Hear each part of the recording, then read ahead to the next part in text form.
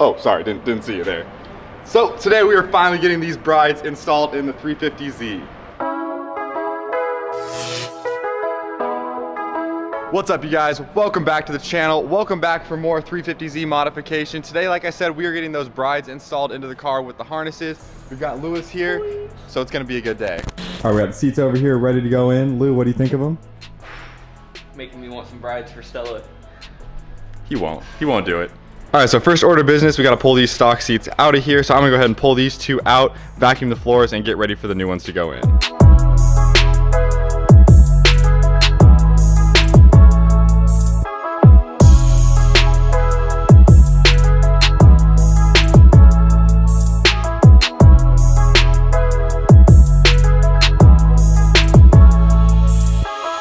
All right, car's all cleaned up inside.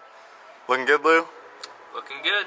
All right, so let's start throwing these harnesses on the harness bar back here and then connecting them down here. Okay, so we've got the harnesses all laid out here. So I went with the Schroth Racing 4-point harness, and if you're not familiar with this brand, these are actually the people that make the Takata harnesses as well. The reason that I went with these is because they have this kind of street approved buckle. Not that I really plan on wearing the harnesses on the street, that's why I'm keeping the stock seat belts in, but instead of having kind of the typical racing buckle here, this actually has a press button on it, so if you ever have like emergency personnel, like it makes it really easy to see like where it needs to be disconnected.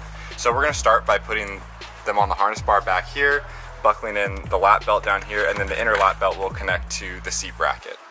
Okay, so for the car, I went with the Street Faction seat brackets with the sliders. Like I said, I wanted the adjustability just to be able to move those seats forward and backwards if Lewis wants to drive the car or anyone else wants to drive it.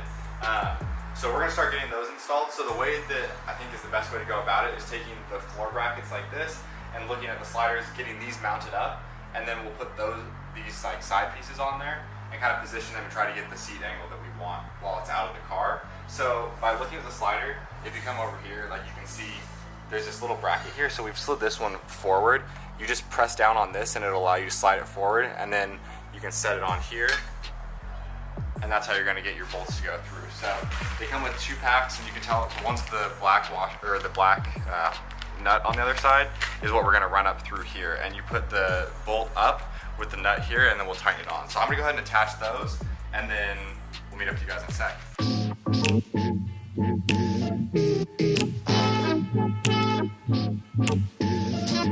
Every time. All right, so we got the sliders mounted to the floor brackets. So there's 4 bolts to go in there, and like I was saying, you're gonna run the bolt up, put the washer and nut on this side in the slider, and then you can move the slider back and forth to tighten the front and the back. So the next thing we need to do is get these side mount pieces on there. So obviously the one with the nut on there for the seatbelt goes on the inner side, and this is gonna go towards the back of the car. So we're gonna mount those on there real loosely. Obviously kind of where the seat fits once these are mounted in has something to do with that. So I'm gonna get these loosely mounted to the sliders, and then we're gonna kind of check seating position in the car. All right, so we just had a fight with the seat brackets because as it turns out, there's an order of operations to which you need to put them together. We were trying to build it from the base up like we were showing you guys, but we need to mount the side mounts and then the sliders to those, and then the base, just the way that the hardware works out and you have access to it. But we got the first seat in. Lou, what do you think? It's pretty damn good. I might need myself a set of these. Like I said, he won't do it, but I think we should show you guys what it looks like. What do you think, Lou? A little preview? I think it's ready. We'll give you guys a preview. There she is. So we got the driver's seat all mounted up. Schroth Racing harnesses. We need to get the length on those adjusted, but Street Faction rails. Whew! It's looking good. But just getting in and out of that, I need to get the quick release on because it is a pain with the full steering wheel. Back here, why would these seats be uncomfortable on a long drive? Well, I mean, you can't spread them legs. You know what I mean? You like to spread them legs, Lou? You know it. Man's is that. Nobody knows. Nobody knows. All right, on to the passenger side. Let me show you what I was talking about with the order that you need to like build the seat brackets. All right, so like I was saying, there's kind of an order to like which way you need to put these together. So we found the best way to do it was mount these guys up to the seat. And so we're just gonna mirror the position, like angle of the seat and everything that we did with the driver's seat because we know that's where we want it. So I'm gonna go ahead and mount these guys on, and then we'll mount the sliders to those.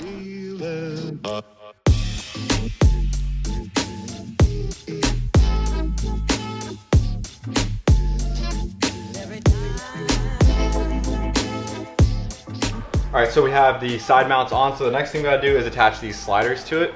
So this part that has the kind of like the bowed track is what goes against that. And then you can tell this little like hinge here faces back on the bracket. So this piece goes towards the back of the seat, and you can just press down on that to decompress it and then see if I can get it to go. Oh, Mad fail, dude. little daddy. Just like that.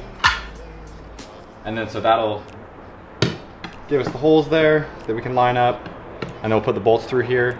Okay, so it's this, and then we have the silver nut that goes on there, and then we'll use the ones with the washer that go through onto the floor mount portion. So we're gonna go ahead and loosely mount these on here, and then get them all lined up and tighten them down.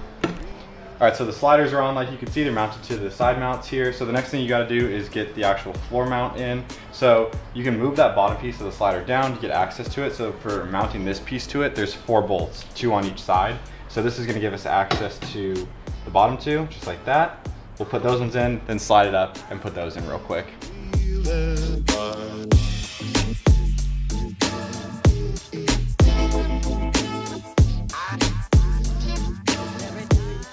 All right, the passenger side seat is ready to go. So we got all the rails on like we were talking about. Tighten those down, added the bar, which is what you use to adjust it. Got the seatbelt on over here, so the harness runs in through there, and then you've got the seatbelt buckle, so we got that OEM fitment. So we're gonna drop it in the car now.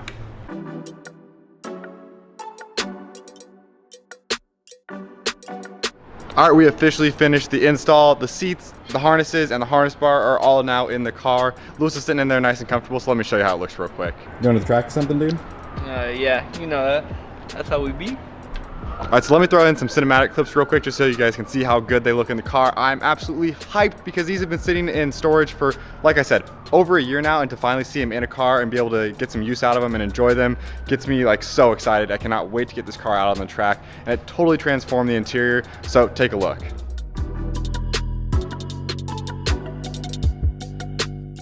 All right, you guys, that is gonna wrap up this week's video. Thank you once again for joining us here on Average Bros Media. I hope you guys enjoyed getting to see the interior get transformed on the 350Z, and we are just getting started on this project, and I cannot wait to get out on the track, like I said. So thanks for joining the journey. If you're not already, hit that subscribe button, throw this video a like for us, and we will see you next week.